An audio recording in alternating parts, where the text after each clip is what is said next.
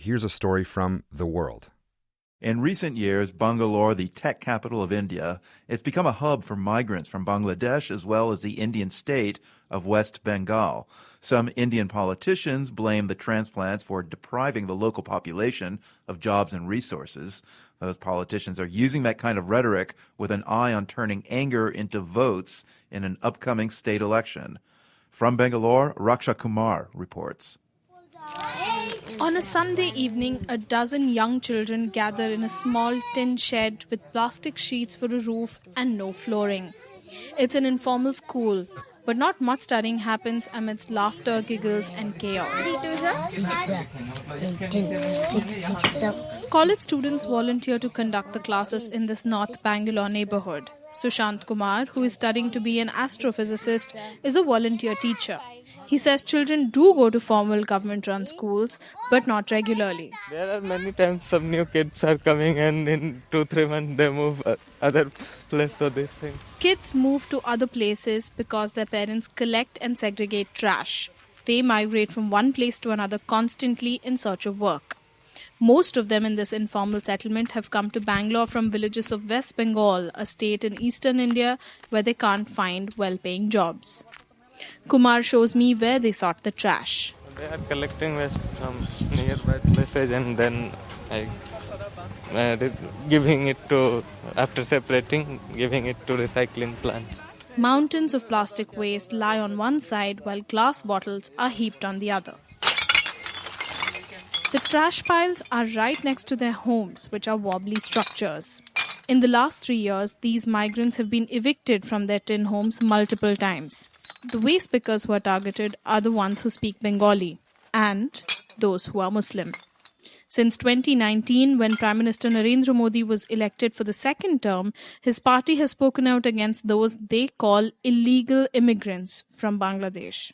Home Minister Amit Shah has addressed the media on the issue several times since. We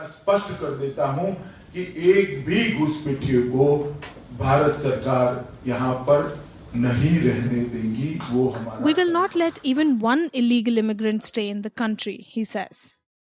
The Indian state of West Bengal borders Bangladesh and shares a history, culture and language with the neighbouring country. It is tough to differentiate Muslims from West Bengal and those from Bangladesh since they all speak Bengali. Many migrants say they are Indian and are being harassed merely because they are Muslim.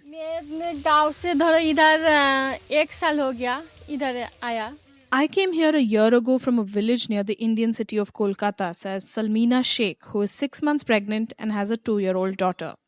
She's cooking in an open fire outside her mud hut as she speaks.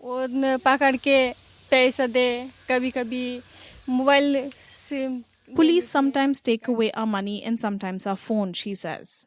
The police even take a bribe to let them live in these flimsily built shelters illegally on government land. Sania Noreen is another volunteer teacher in the informal Sunday school. She interacts with the community every Sunday. So with the sort of minimum income that they're earning from this, they're having to again pay the police to just stay here in these tin sheds. The police deny taking bribes.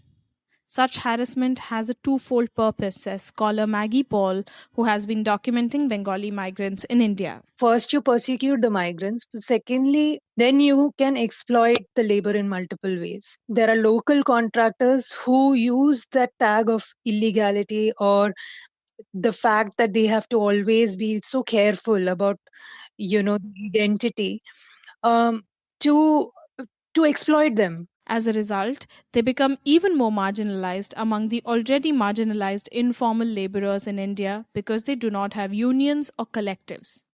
Not just their livelihoods, their very existence is shaky, she says. People in the informal community living in slums, etc., are anyway deemed to be encroachers and their housing situation is really precarious in any case. But when you add this added layer of, your nationality, your citizenship, which kind of makes them even more vulnerable. It's an age-old narrative that Muslims from neighboring countries are taking away land, jobs and resources that rightfully belong to Indians. But it still galvanizes votes, says Paul. Shujayatullah is from the non-profit People's Union for Civil Liberties. His organization filed a case in the Karnataka High Court challenging an eviction of a settlement in Bangalore. ಕೇಳಾದ ನಂತರ ಇಬ್ರು ಇಲ್ಲ ನಾವು ಮಾಡಿಲ್ಲ ಅಂದ್ಬಿಟ್ಟು ಅದು ವಾದ ವಿವಾದ ಆದ ನಂತರ ಮತ್ತೆ ಅವ್ರು Shujayatullah says when the court asked, the police did not admit to raising the homes of migrants. The municipal officials denied, and so did the local elected officials. But during elections, everyone makes speeches against the migrants who do not have any voting rights in Bangalore, he says. And supporters of one political party or another come to demolish these settlements, he says. Back in the tin shed school, unaware of the politics around their citizenship and nationality, children are shouting, "Long live Mother India." For The World, I'm Raksha Kumar in Bangalore, India.